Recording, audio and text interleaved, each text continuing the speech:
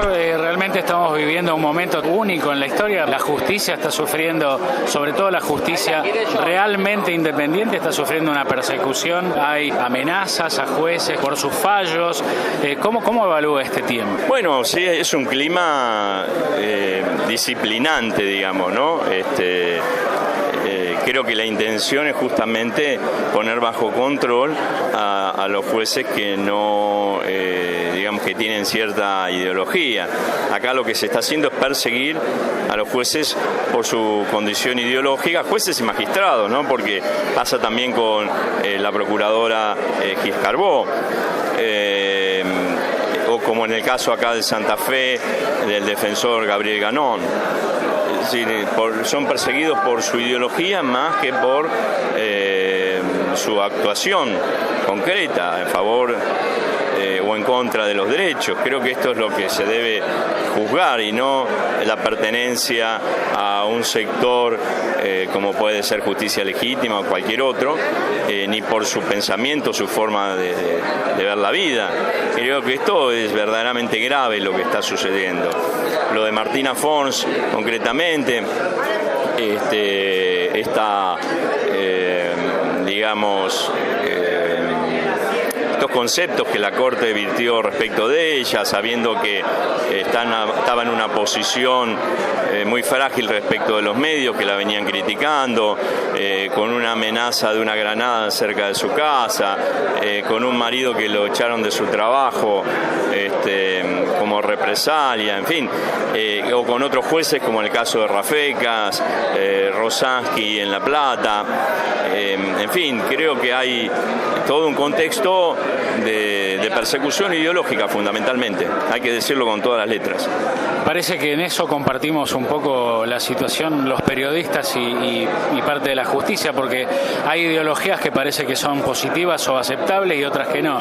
Es decir, el periodismo militante o un juez que tiene una determinada ideología puede ser descalificado, y otros que tienen otra ideología parece que esa ideología es buena y está bien que la tengan. No, claro, incluso este mismo calificativo de militante que vos decís, que digamos se ha utilizado como una cuestión peyorativa, pero en realidad la militancia es algo positivo. El militante es el que quiere cambiar el estado de cosas, el que quiere mejorar el mundo. Entonces, ¿cómo se puede juzgar a alguien por ser militante? Los conservadores, las posturas, la derecha no necesita de militantes, porque quieren conservar el orden establecido, no quieren cambiar nada, por eso no tienen militantes.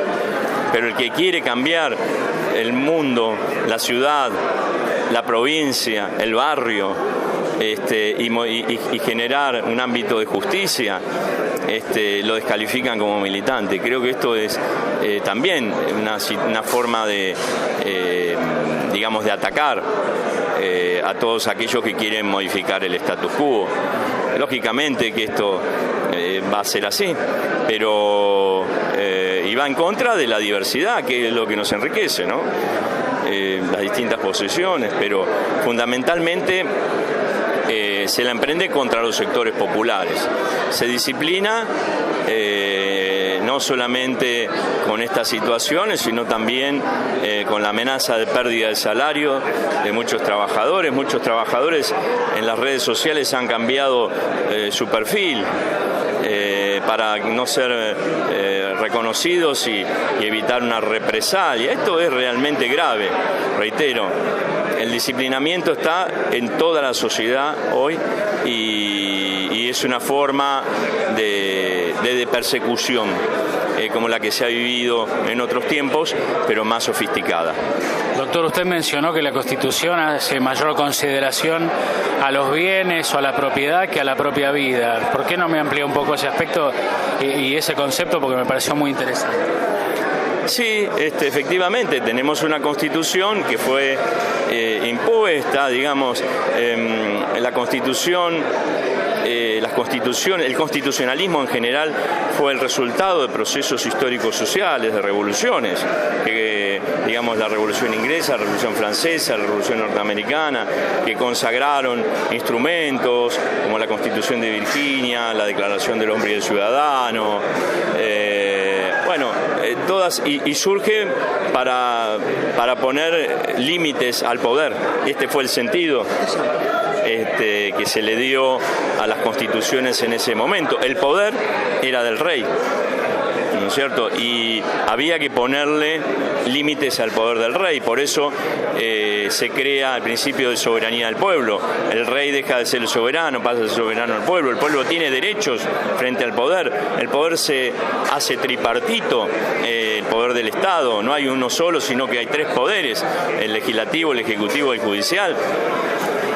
Y este fue el espíritu de las constituciones. Pero claro, hoy no mandan los reyes, hoy mandan las empresas transnacionales, y el desafío es hacer lo mismo que se hizo en su momento con el poder del rey. Hay que ponerle límites. Hoy, por ejemplo, el poder económico no se particiona, al contrario, se va concentrando cada vez. El poder político es periódico, un mandato, 2 mandatos, pero el poder económico no. Ven pasar los gobiernos y siempre están ellos en el poder. Entonces, hay que empezar a pensar. El gran desafío del derecho en los próximos tiempos es pensar en limitar la concentración de poder, los monopolios, los oligopolios, generar formas de economía social, que el Estado la favorezca, que les dé beneficios, y fundamentalmente la necesidad de cuidar el trabajo. Porque todos los seres humanos que vivimos en sociedades, para alimentarnos, para poder tener una vivienda digna, para vestirnos, necesitamos trabajo. No podemos hacer eso, no podemos satisfacer derechos sin trabajo. Y esto tiene que ser motivo de una consagración expresa constitucional, entre otras tantas cosas.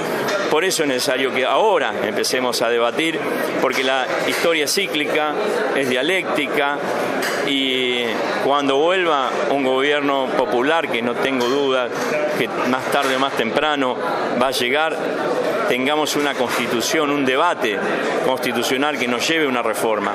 Ustedes fíjense que los países de Latinoamérica que no han caído, sus gobiernos no han sido objeto de estos golpes blandos, son los que reformaron su constitución.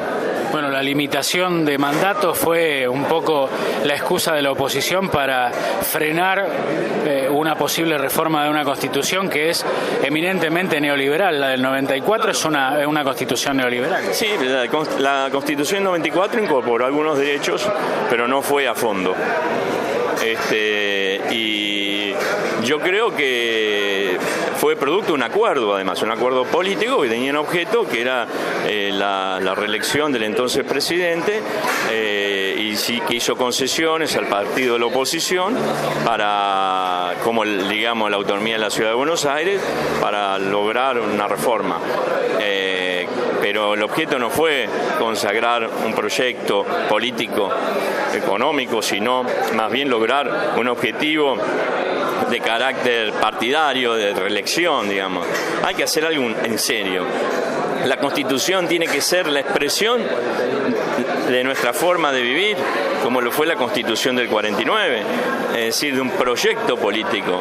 En la Constitución del 49 con declarando el carácter social de la propiedad, por ejemplo, no su carácter inviolable como tiene esta, sino su función social, la función social de la propiedad. Bueno, todos estos conceptos, todas estas cosas hay que revitalizarlos, rediscutirlos, y los tenemos que tener elaborados para generar en algún momento una constitución que nos permita un desarrollo, una patria soberana y justa, económicamente justa y soberana.